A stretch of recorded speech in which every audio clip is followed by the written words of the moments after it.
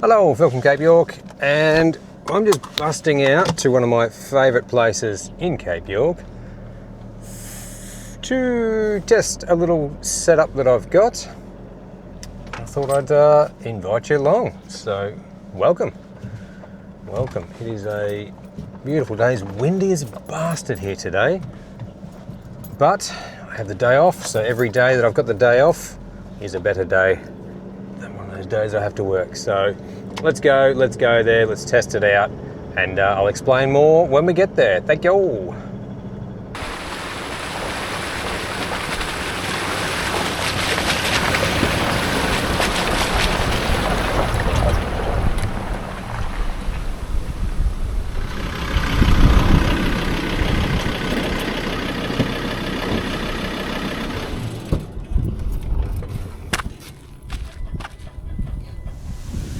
All right, we are pushing the limits of the little windsock on this microphone, and I have chosen probably the least appropriate hat for a windy day. But hey, we are trudging through the grass. Lucky I've got appropriate footwear on. Fucking hell, hang on, I gotta secure my hat somehow. But yeah, we are, come on dog. Okay, stop. We are at one of my favorite places in the NPA that's easy to get to, and I am testing out a combination. Oh man, there's grass everywhere. So this is Bald Hill, which is an awesome little spot for time lapses. This is where I've shot this time lapse here and a few others. But it's a cracking spot just to see the islands around. And it's the highest point for a fairway. Great spot. Obviously, you get all this vision around. You can see the wharf. You can see everything. Normally, they all set fire to it pretty quick, smart. A few months it will be someone will torch it, but for now it's kind of long grass here. It's not the most amazing, but let's give it a run. So what I've picked up an 80-200 Nikon/Nikon lens, whatever you want to call it, the 2.8 for what, 300 Australian dollars, which is a decent price for what you get, because it's a cracking lens. It is super sharp. You know, it wasn't that long ago that it was, you know, that was one of the kind of best telephoto lenses you could get. It's up there with the you know, the Canon 70-200, or I think they might even had an 80-200 at that point as well. It was pre VR 70-200.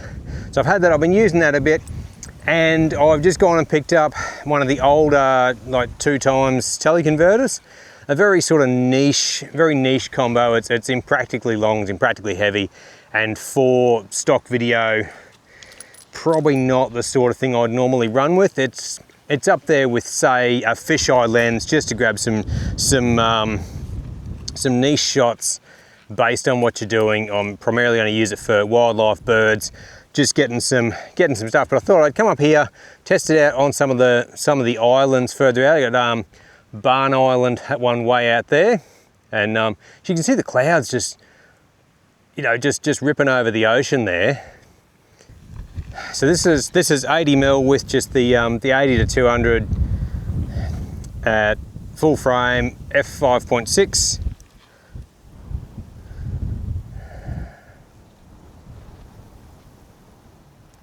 At infinity.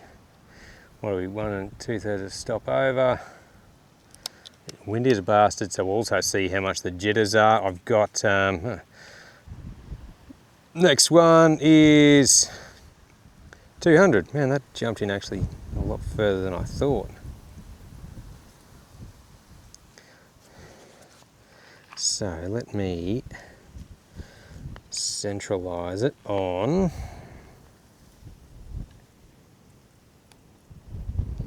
the island. So straight up we lost 2 stops of light. So let's open up a little bit more, so I'll leave it at 5.6. I'll just crank this in D so we're at just shy of 2 stops over. Noticeably we've lost a bit of contrast. It's just kind of a little bit thin. And we're going to have to stop that. Now we're at 200. Drop him down a bit. So there's the trees. There's 200 with the teleconverter. Now we're looking at 400 mils.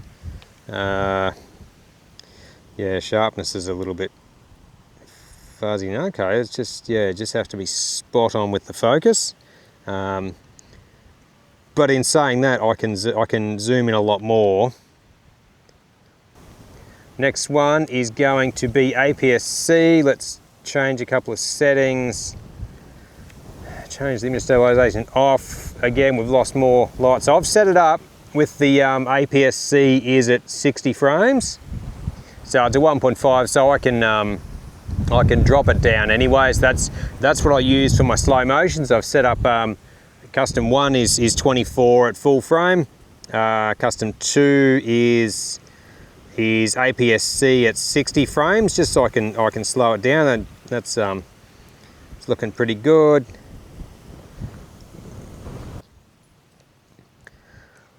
So it was 80mm and 200mm, then it was 80mm, the 2 times teleconverter, which is obviously 160.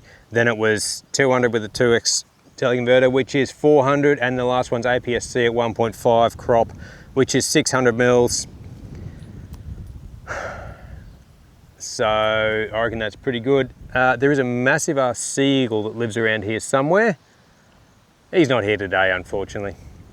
But it's in one of the trees around here. It cruises around. That sort of thing would be good to get. Obviously this setup being manual focus only, it's going to be pretty hard. But looking for, I'll give the palm cockatoo a run at 600mm. Might be able to really get in the face. Any other birds I can find. We've got a lot of little birds in the yard, more sort of, you know, your tropical kind of equatorial birds. And obviously we've got the largest butterfly in Australia here, the Cairns birdwing, particularly the female ones. So we're probably trying to get some shots of them. They're not actually, they're fairly kind of static. Obviously your bright blue butterflies, the Ulysses butterfly. He's also in the yard, but those fuckers don't stay still, and I have not even been in a position to grab one yet. So, all right, wrapping that up. This was just a quick test. I'm gonna take the dog for a walk. What are you doing? She's dragging, trying to find something that stinks here. So, thank you very much.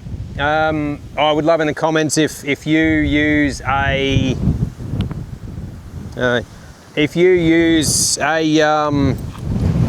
long lens for stock footage. I'd love to hear it. Is it a bit of a niche tool for things that are a long way away, or do you like the compression? It gives a different look. Anyway, that's it. I'm going to switch this shit off because there's windy, and this whole thing's probably going to be awful anyway with the wind noise and with the tripod blowing around. But quick test, thought I'd film it anyway. I'll be here anyway, so next best thing is to film it. Thank you so much, and I'll see you in the next one. Thank you, bye.